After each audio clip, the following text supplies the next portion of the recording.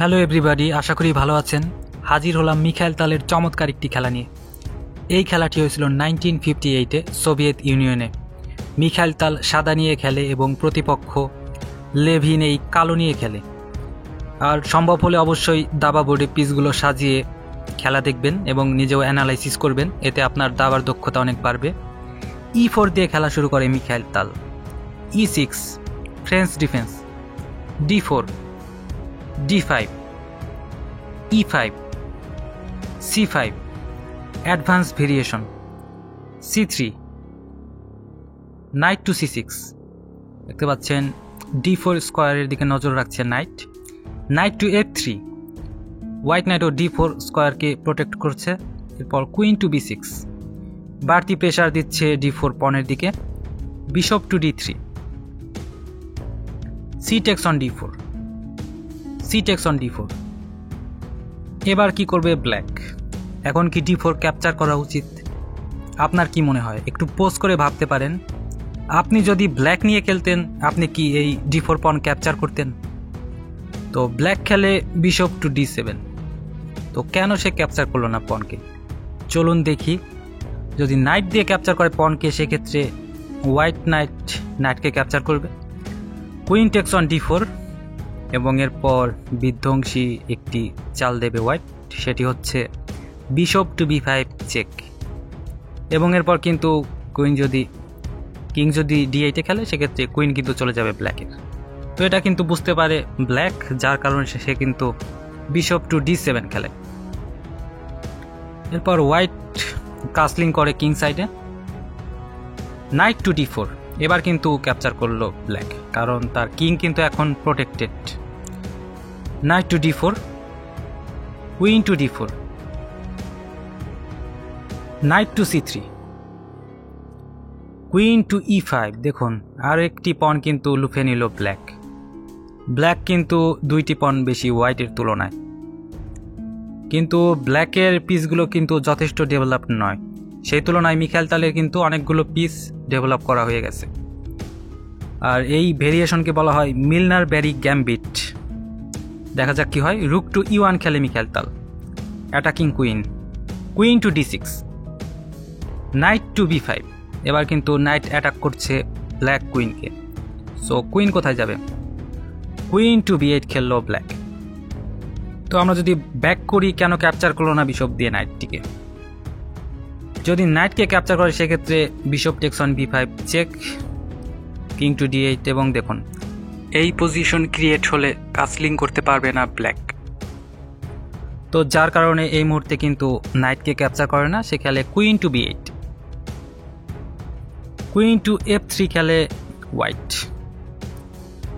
F7 এর week পনের দিকে নজর রাখছে সে। Bishop to D6।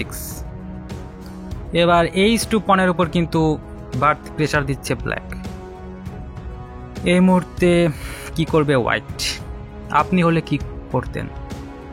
তো এই মুহূর্তে আসলে অনেকেই হয়তো G3 খেলতেন, কিন্তু মিখাইল তাল কিন্তু সেটা করে না। সে খেলে কুইন টু D5, কারণ E6 পন কিন্তু প্রিন্ট হয়ে আছে, তো যার কারণে এটা খেললো সে।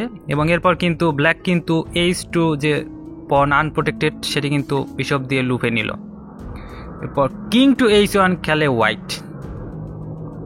এবার কি করবে ব্ল্যাক খেললো bishop to C6। Say attack করছে কুইনকে।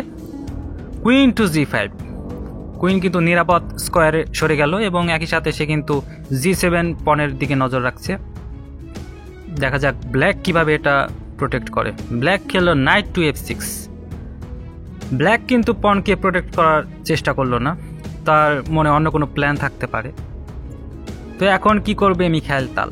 এখন কি G7 এর পনটিকে এসে ক্যাপচার করবে? তার কি এটা ক্যাপচার করা উচিত? আপনি যদি হোয়াইট নিয়ে খেলতেন, আপনি কি ক্যাপচার করতেন? একটু পোজ করে ভাবতে পারেন। আমার মনে হয় আপনি চেস জিনিয়াস হলে অবশ্যই বুঝতে পারবেন। তাল খেলে F4। সে কিন্তু ব্ল্যাক কুইন এবং বিশপের মধ্যে যে কানেকশন ছিল, সেটিকে ব্লক করে দিল।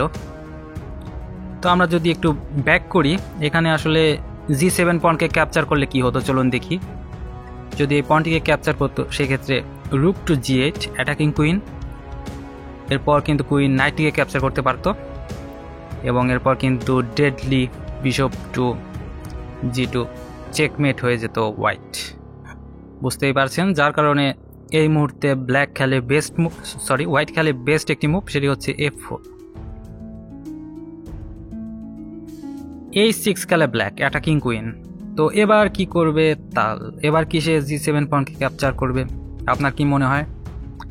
এবার কিন্তু ক্যাপচার করে তাল। এবার কিন্তু চেকমেট হওয়ার রিস্ক আর নেই। রুক টু G8 খেলে ব্ল্যাক অ্যাটাকিং কুইন। আপনি হলে কুইনকে কোথায় সরাতেন?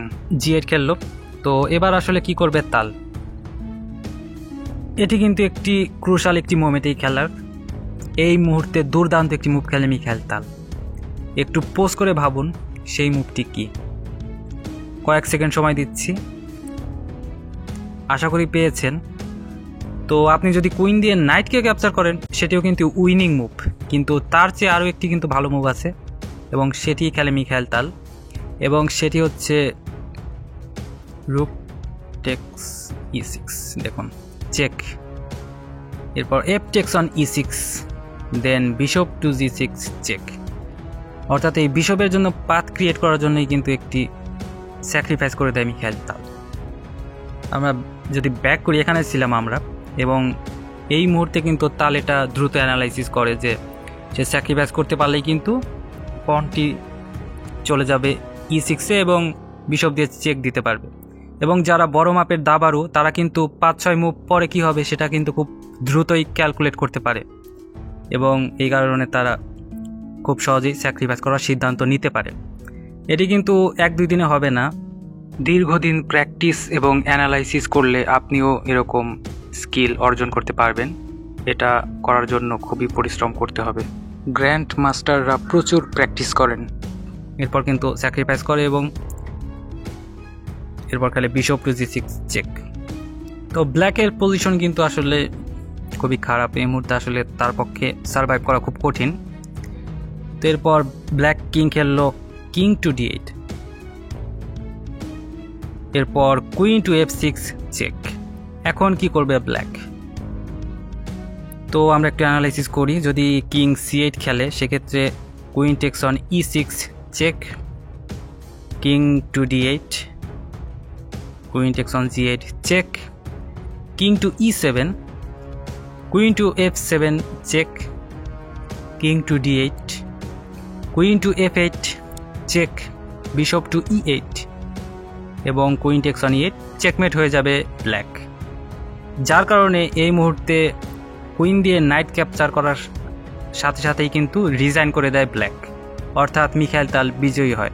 মিখাইল তাল এই খেলায় 5টি গ্রেট মুভ খেলে, একটি ব্রিলিয়ান্ট মুভ খেলে, উভয় খেলোয়াড় 7টি বেস্ট মুভ খেলে। মিডল গেমে দুর্দান্ত খেলে মিখাইল তাল। চলুন দ্রুত খেলাটি আবারও দেখি।